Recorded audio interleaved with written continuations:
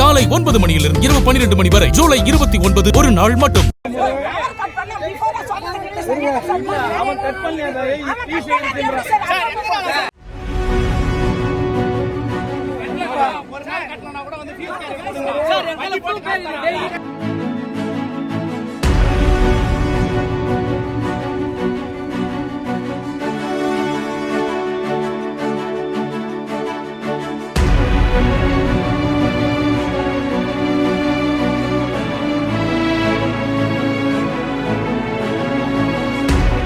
காஞ்சிபுரம் மாநகராட்சிக்கு உட்பட்ட செவலிமேடு பகுதியில் தொடர்ந்து மின்தடை ஏற்படுவதாக கூறி திரளான பொதுமக்கள் பிரதான சாலையில் அமர்ந்து திடீர் சாலை மறியலில் ஈடுபட்டனர்.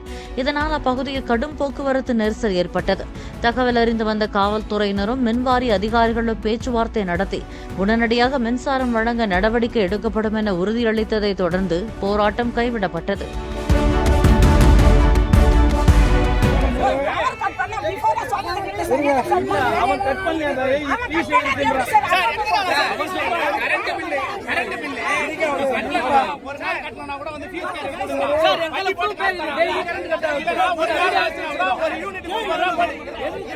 காலை 9 மணியிலிருந்து இரவு 12 மணி வரை ஜூலை 29 ஒரு நாள் மட்டும்.